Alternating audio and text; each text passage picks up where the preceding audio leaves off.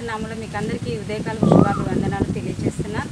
మరి వాతావరణం ఎంతో చక్కగా దేవుడిచ్చాడు, వర్షాలను ఇచ్చాడు. మరి మొన్నటి దినమున మరి 7వ తారీఖు మన పెగడపల్లి 2వ బ్రాంచ్ చర్చిలో వెళ్ళినప్పుడు అద్భుతమైన వర్షం కుమ్మరించబడ్డది. ప్రజలు ఏం చెప్తున్నారంటే ఈరోజు మనము మరి కూడికి ఏర్పాటు చేసుకోవడం, ఉపవాసం ఉండడం, అద్భుతమైన వర్షం మొట్టమొదటిసారిగా వర్షం వచ్చింది జూలై నెలలో అని చెప్తున్నారు. ఎంతో సంతోషం వాతావరణం చూసినప్పుడు. ప్రభువు ఇచ్చే ఆ యొక్క ఆశీర్వాదములు సకాలంలో వర్షాలు పడడం, సకాలంలో మరి పంట విషయంలో వర్షాలు మరి ఆగిపోవడం అది ఒక మంచి సూచనగా ఉంటున్నది. మరి ఈరోజు ఒక మంచి హ్యాబిట్ని మనము ఆలోచిద్దాం. ప్రతి ఒక్కరికి ఒక హ్యాబిట్ అనేది ఉంటుంది. మరి మీరు వాష్రూమ్స్, బాత్రూమ్స్ వాడుకునే సందర్భంలో కొంతమంది ఏం చేస్తారంటే తమ యొక్క పని స్నానాలు ముగించగానే ఎక్కడి బకెట్, ఎక్కడ మగ్గు, ఎక్కడ ఆ కూర్చునే పీట, అక్కడెక్కడ పడేస్తూ ఉంటారు. తాము మరి తలస్నానం చేస్తారని ఆ హెయిర్స్ కూడా తీయరు, షాంపూస్ తీయరు. మరీ దారుణంగా ఉంటుంది బాత్రూమ్స్. అయితే ఇది కూడా ఒక గమనికగా దేవుడు గమనించే విషయంగా మనకు ఉంటున్నది. ఎందుకంటే పరిశుభ్రంగా ఉండడం కూడా దేవుడికి ఇష్టం కదండి. అదొక హ్యాబిట్ లాంటిది. మన తర్వాత ఒకరు నెక్స్ట్ వెళ్ళి స్నానానికి వెళ్తున్నట్టు ఆ బాత్రూమ్ ఎంత నీట్గా ఉండాలండి, జ్ఞాపకం చేసుకుని. ఇది చిన్నదిగా మీకు అనిపించవచ్చు, కానీ ఇది ఒక అలవాటులో ఒక ముఖ్యమైన అలవాటు అయి ఉంటున్నది, అనుదిన అలవాటు అయి ఉంటున్నది. మరి హ్యాబిట్స్ విషయానికి వస్తే మంచి అలవాట్లు కలిగి ఉంటే ఇతరులకు కూడా మనం వాటిని నేర్పించే అవకాశం ఉంటుంది. ఈరోజు కావాల్సిన లేఖన భాగం మనం చూద్దాం. రోమిలకు రాసిన పత్రిక 8వ అధ్యాయం 19వ వచనం. దేవుని కుమారుల ప్రత్యక్షత కొరకు సృష్టి మిగుల ఆశతో తేరి చూచుచు కనిపెట్టుచున్నది. ఆమెన్, హల్లెలూయా. రోమిలకు రాసిన పత్రిక 8వ అధ్యాయం ఒక వాగ్దానాల అధ్యాయంలో చూడొచ్చు. రక్షణ ఏంటి అనేది అందులో రాసి ఉంచారు పౌలు గారు. రోమిలకు రాసిన పత్రిక ఒకసారి మీరు చదవండి. 8వ అధ్యాయం ఎంతో అద్భుతంగా ఉంటుంది. ఇక్కడ దేవుని వాక్యం సెలవిస్తుంది, దేవుని కుమారుల ప్రత్యక్షత కొరకు. దేవుని కుమారులు ఎవడండి? మొన్నటి దినం మనం మాట్లాడుకున్నాము కదా వాగ్దానంలో. మరి మీరు దైవములు, మీరు సర్వోన్నతుని కుమారులు, మీరు దేవుని కంటే మిమ్మల్ని కొంచెం తక్కువగా మానవుని చేసిన వాగ్దానం మనం మాట్లాడాం. ఎంతమంది దాన్ని గమనించారో, ఎంతమంది దాన్ని చూశారో.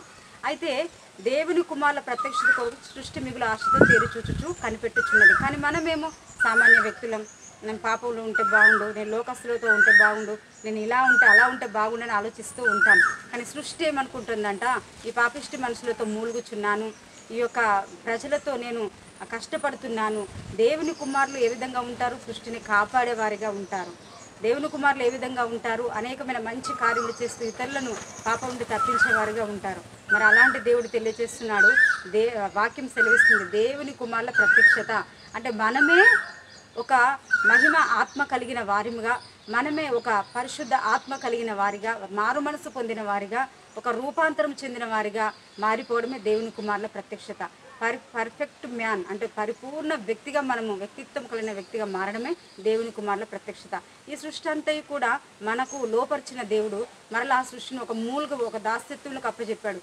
ఎంతవరకు అంటే ప్రజలంతా మార్పు చెందే వరకు, సృష్టి పిల్లలంతా మార్పు చెందే వరకు. కాబట్టి ఈ రోజున మనం ఆలోచిద్దాం. ఒక్కొక్కరము అందరము దేవుని స్వరూపంలోకి మార్చబడబడితే, ఒక్కొక్కరముగా అందరము దేవుని యొక్క పోలికలకు మార్చబడితే అదే దేవుని కుమారుల ప్రత్యక్షత. అందరము కూడా నూతన స్వభావం ధరించిన వారమే. నూతన ఆలోచనలతో మనం ముందుకు వెళ్తే ఖచ్చితంగా దేవుని పిల్లలుగా, కుమారులు మనం మారగలం. అలాంటి కృపా దేవుడు మీకు అందరికీ అనుగ్రహించును గాక. ప్రార్థన చేసుకుందాం.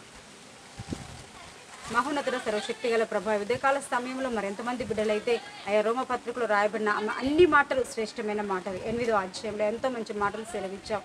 దేవుని కుమారుల ప్రత్యక్షత కొరకు సృష్టి మిగుల ఆశతో తేరి చూచుచు కనిపెట్టుచున్నదే.